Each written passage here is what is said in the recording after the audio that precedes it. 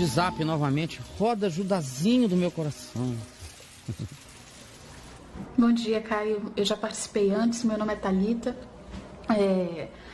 Recentemente eu tive uns questionamentos com um colega no seu Face. Você havia postado algo sobre as tentações de Cristo. E aí eu coloquei, entre outras coisas, que eu achava que nós evangélicos não gostamos de crer que Jesus foi tentado. Eu falei nós evangélicos, mas há mais de 5 anos que eu não sou evangélica. Eu só achei que aquela mentalidade ainda estava muito rodando, solta aí dentro de mim. E aí um colega me retrucou, dizendo algumas coisas, querendo debater, querendo lançar um tipo de debate esquisito, dizendo, se ele era nascido de Deus, divino, era impossível ele transgredir, com que natureza ele transgrediria, etc. Enfim, eu respondi a ele algumas coisas do que eu penso, do que eu creio que Jesus era Deus e homem. Era exatamente isso que eu pus na postagem, que o assombro daquela postagem era, mais uma vez, a gente se deparar com esse Deus que é Deus e homem, e que ele disse que teria Jesus nascido de si mesmo. Eu falei, não, Jesus não nasceu de si mesmo, ele disse que ele veio do Pai. A Bíblia diz que ele estava com o Pai desde o princípio. A minha tradução ainda diz que ele é o Filho único de Deus em natureza divina. Então eu creio plenamente que ele é. Entre outras coisas, ele ainda trouxe uma coisa que me irritou ainda mais. Há um tempo atrás eu trouxe para você que me irritava ver essas pessoas colocando Cristo em grau de equiparação com Jó, com Moisés, com etc. E eu falei para ele, não, Jesus não é isso. Ele é mais que tudo isso, porque nele foi feita toda a obra de Moisés, de Jó, etc. Eles só foram eleitos porque ele é o sumo sacerdote desde o princípio, né?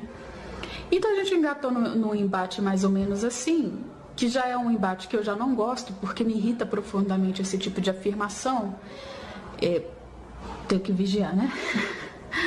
Mas enfim, eu queria que você falasse para ele, eu pedi para ele fazer o vídeo dele também, para que a gente pudesse debater com quem sabe, né? Porque eu não sou dessa alçada, mas eu tenho a minha fé e é o que eu professo, é isso. Ei, minha filhinha, é só ler o Novo Testamento, não tem esse assunto. Abra aí Hebreus 4,15, diga para ele abrir também. Lê o livro de Hebreus todo. Mas Hebreus 4,15.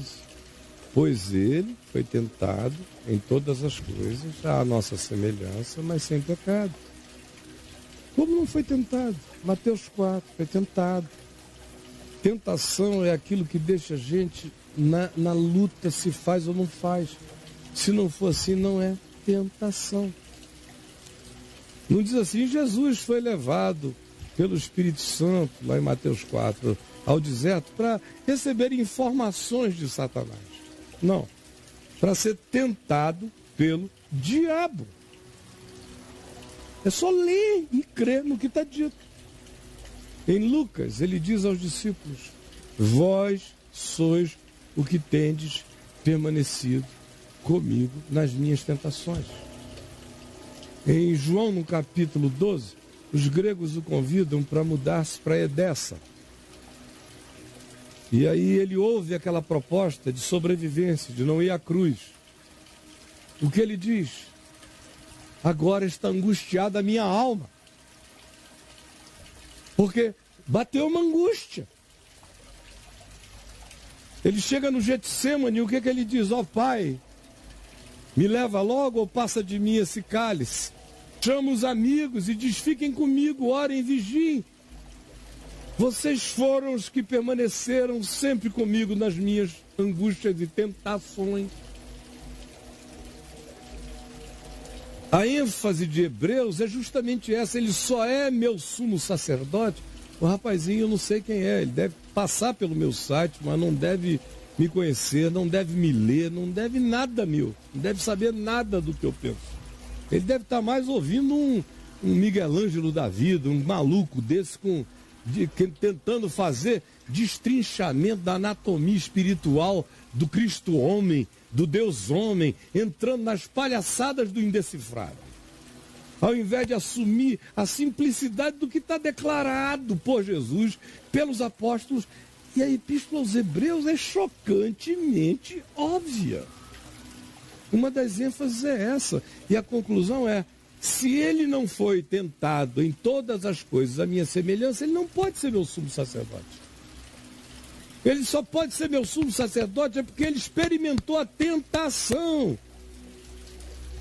Por isso ele pode se compadecer das minhas fraquezas. Porque ele sabe o que é ser tentado, ele sabe o que é ser humano, ele sabe o que é ter tesão, ele sabe o que é ter desejo, ele sabe o que é querer aproveitar uma oportunidade, ele sabe o que é querer queimar uma etapa, ele sabe o que é buscar evitar uma essencialidade em nome de um capricho, ele sabe o que é tudo que nos sacode, nos balança, tudo que é concupiscência da carne, tudo que seja soberba da vida, tudo que seja desejo dos olhos, tudo. Agora, o pessoal é tão pobre de ensino da palavra que eles não sabem que tentação é uma coisa e cair nela é outra. Não leram nem Tiago ainda. Poxa, quem lê Tiago aqui no capítulo 1 não tem mais essa pergunta. Tiago diz, olha, Deus a ninguém tenta. Cada um é tentado pelo que nele significa uma pulsão, uma cobiça, um desejo. Faz parte da minha animalidade desejar certas coisas que a minha consciência diz, o animal que tu habitas tem essa avidez. Mas tu sabes que ela não te convém. Quem determina se uma tentação virará um pecado ou não, sou eu, na decisão que tomo de aquecer a ela, de ceder a ela, de envolvê-la, de estimulá-la e, por fim, de praticá-la, até consumá-la. Seja objetivamente ou seja mesmo que eu não pratique, não agasalhar em mim dizendo é direito meu, se eu pudesse eu faria. Aí eu consumei o pecado. Isso aqui em Jesus nunca houve. Mas o processo da tentação de saber exatamente o que é sentir aquilo, esteve nele em tudo. E se ele não tiver experimentado isso, ele não pode ser salvador do teu amigo, nem teu, nem meu. A história inteira deixa de fazer sentido se Jesus Cristo não é homem. Como Paulo diz, pois há um só Deus e um só mediador entre Deus e os homens. Quem é? Jesus Cristo semideus? Jesus Cristo Deus homem? Jesus Cristo o quê? Ele diz, escrevendo a Timóteo, Jesus Cristo homem, encarnação, suor, lágrima, tentação, dor, suspense, sofrimento. Ele não é um teleguiado do céu. Esse pessoal está sendo doutrinado por heresias antigas que tratam Jesus como uma aparência humana, uma natureza divina involucrada por aparência humana. Estão desfazendo o escândalo da cruz sem saberem. Estão cometendo, do ponto de vista do Evangelho, Paulo diria, repreende-os, Caio, ao teu amigo, porque estão desfazendo também o escândalo da cruz, fazendo de Jesus uma projeção corpórea desencarnada de humanidade visceral, radical, provada pela experiência limiar das tentações.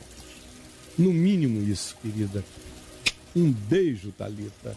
E não perca tempo ali no meu Facebook, eu não perco, por que você perde?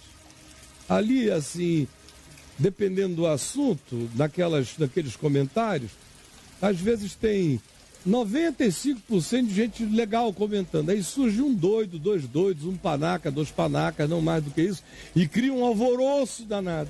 Eu vou lá, quando eu estou com paciência, eu só excluo o comentário. Eu quase não vou. Mas quando eu vou ver o que estão dizendo, quando é muito idiotice, eu excluo. Quando é barbaridade, eu exilo o cara de lá para cima. Ele vai ter que entrar por outro lugar. Barbaridades fora. Exilo, banimento. Sem dó nem piedade. Ali é minha casa. O cara vai lá para fazer cocô na minha mesa? Não, não vai fazer. Ah, vai para casa da tua mãe. Faz cocô na mesa dela. Na minha, não. Ou põe o teu site, diga o que você pensa, porque eu não estou botando nada meu em ninguém, em lugar de ninguém.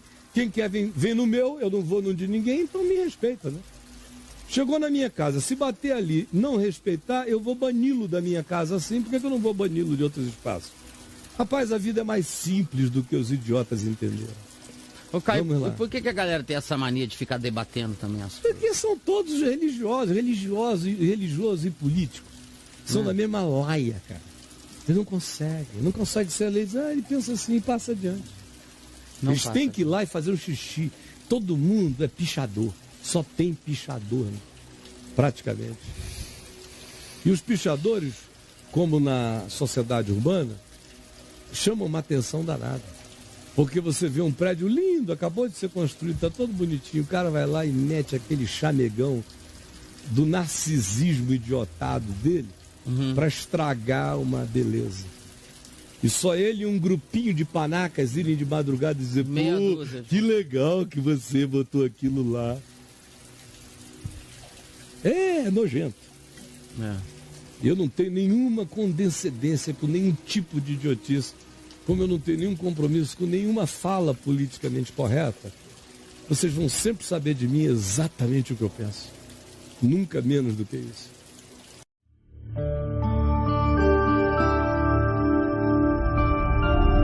DNVTV, o canal é você.